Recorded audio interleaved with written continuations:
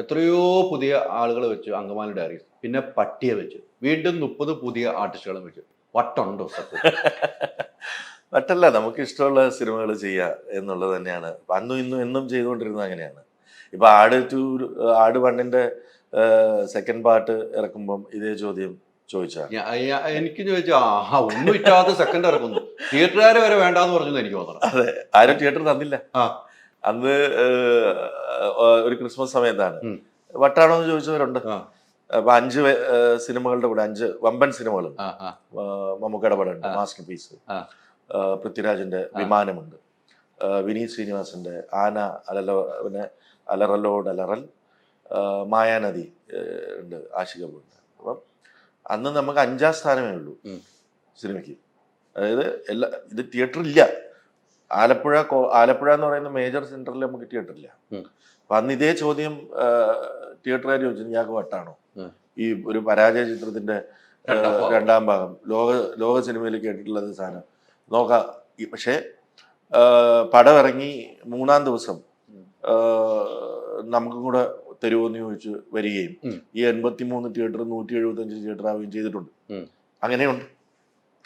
ഇതേപോലെ അങ്കമാലി ഡയറീസ് ചെയ്യുമ്പോൾ അന്ന് ലിജോയുടെ കുറച്ച് മോശം സമയമാണ്. കാരണം ഡബിൾ ബാരൽ ഭയങ്കര ഹൈപ്പോട് കൂടി ഇറങ്ങുകയും അത് തിയേറ്ററിക്കലി വർക്കാവാതിരിക്കുകയും പിന്നെ 2 വർഷത്തോളം ലിജോ സിനിമ ചെയ്തിട്ടില്ല. അതിനുശേഷമാണ്. അപ്പം തിയേറ്ററുകൾ ഭയങ്കര ബുദ്ധിമുട്ടായിരുന്നു. അന്ന് പരീക്ഷാ സമയത്താണ് നമ്മൾ കൊണ്ടിറക്കുന്നത്, മാർച്ച് 3-ാം തീയതി. അന്നും മെക്സിക്കന ഭാരത എന്ന് പറഞ്ഞ അത്യാവശ്യം ഹൈപ്പുള്ള ഒരു സിനിമയുണ്ട്. ഫസ്റ്റ് ചോയ്സ് ഒബ്വിയസ്ലി അതാണ്. അത് ആർട്ടിസ്റ്റ് വാല്യൂ ഉള്ള സിനിമയാണ് അങ്കമാലി. അത് നന്നായിട്ട് ഇനിഷ്യൽ കളക്ട് ചെയ്തു. പിന്നെ 2 കൊണ്ട് ഓടി. അത് കഴിഞ്ഞ് നമ്മൾ ഒരു വമ്പൻ ഹിറ്റിലേക്ക് പോവുകയും ചെയ്തു. അപ്പം അങ്ങനെ നല്ല സിനിമകൾ ചെയ്യുക എന്നുള്ളതാണ്. മങ്കിപ്പൻ ചെയ്തപ്പോഴും അന്ന് മങ്കിപ്പൻ എന്നുള്ളൊരു പേര് ആരും ഇതെന്താണ് ഇത് കുട്ടികളിയോ എന്ന് ചോദിച്ചവരുണ്ട്.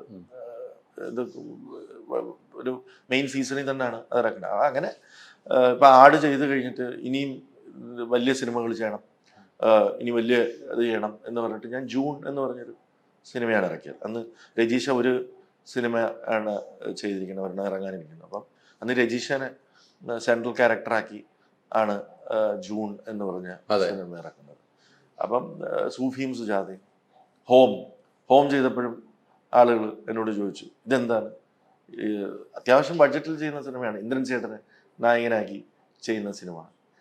അപ്പൊ ഇതൊക്കെ നമ്മൾ കേട്ടിട്ടുള്ളത് തന്നെയാണ്.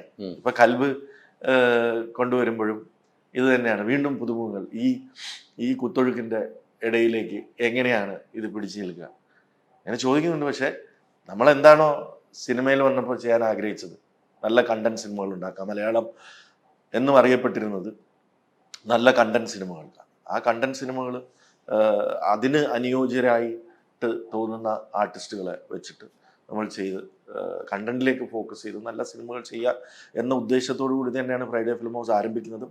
ആ ട്രാക്കിൽ തന്നെയാണ് നമ്മൾ പോയിക്കൊണ്ടിരിക്കുന്നത്.